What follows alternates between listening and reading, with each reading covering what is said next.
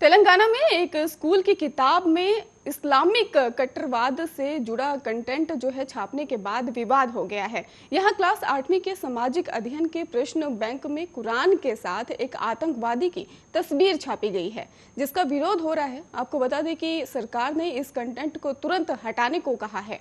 Student Islamic Organisation of India ने मांग की है कि तेलंगाना सरकार को क्लास 8 की स्कूल पाठ्य पुस्तक से इस्लामिक कट्टरवाद से जुड़े कंटेंट को तुरंत हटा देना चाहिए। एसआईओ तेलंगाना ने क्लास 8 के सामाजिक अध्ययन के प्रश्न बैंक में प्रकाशित एक तस्वीर का कड़ा विरोध भी किया है।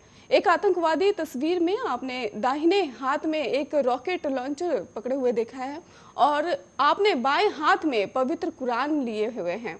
ये राष्ट्रीय आंदोलन अंतिम चरण 1919 और 1997 चैप्टर में प्रकाशित हुआ है। सीआईओ तेलंगाना के अध्यक्ष डॉक्टर तलहा फयाउद्दीन ने भी कंटेंट के प्रकाशन की निंदा की है। राज्य के शिक्षा मंत्री पी सबिता इंद्रा रेड्डी प्रकाशक के खिलाफ कार्रवाई शुरू करने का आग्रह भी किया है।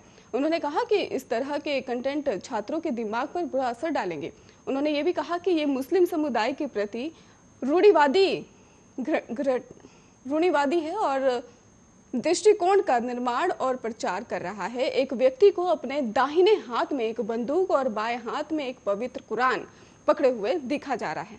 आपको बता दें कि ये एक भेदभावपूर्ण और घृणित कंटेंट है जो समाज पर बुरा असर डालती है।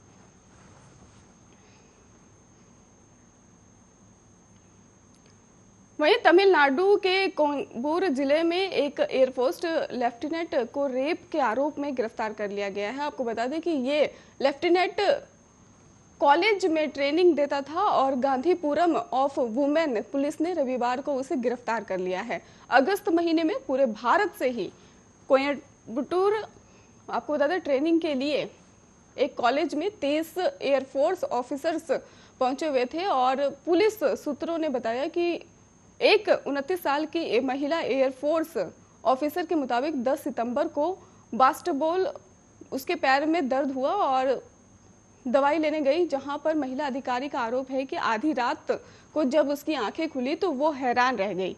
उसके शरीर पर कपड़े नहीं थे। उसने अब सामने आरोपी अधिकारी भी बिना कपड़ों के ही मौजूद था। महिला ऑफिसर का दावा है कि उसने इस बारे में वरिष्ठ अधिकारियों को भी जानकारी दी है, लेकिन उसके खिलाफ कोई कार्रवाई नहीं की गई है, ऐसा भी वो महिला कह रही है।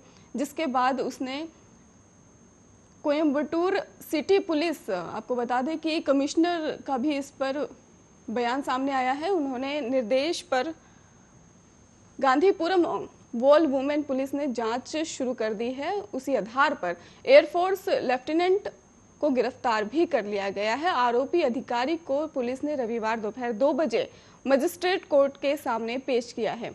इसके बाद उसे एक दिन के लिए उदमलाई पत सब जेल भेज दिया गया है। आपको बता दें कि आरोपी के वकील ने एक एफिडेविट फाइल की है, जिसमें कहा गया है कि आरोपी पुलिस ने एक एयरफोर्स अधिकारी को गिरफ्तार नहीं किया है।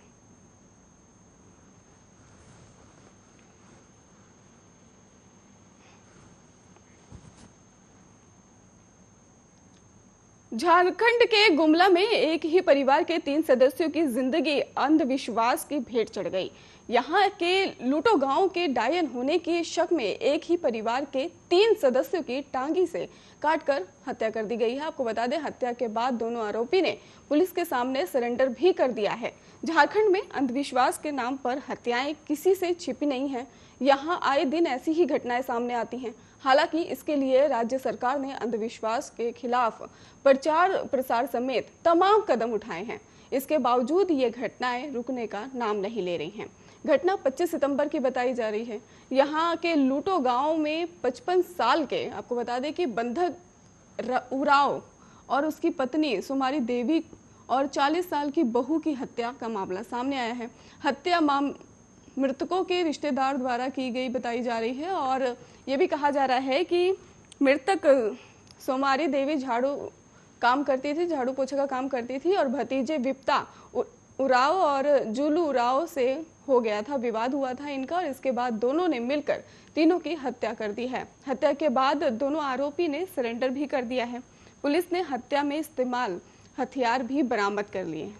फिलहाल आपको बता दें कि पुलिस आरोपियों से पूछताछ कर रही है और मामले की जांच भी कर रही है। गुमला में पहले भी डायन बिसाही के नाम पर हत्या के मामले सामने आते रहे हैं। यहां 22 फरवरी को कामडारा थाना के एक गांव में निकोदीन एक पूरे परिवार की हत्या करने का भी मामला सामने आया था। हत्या के आरोप में गुमला पुलिस की तरफ से गांव के ही 8 आरोपियों को भी गिरफ्तार किया गया था।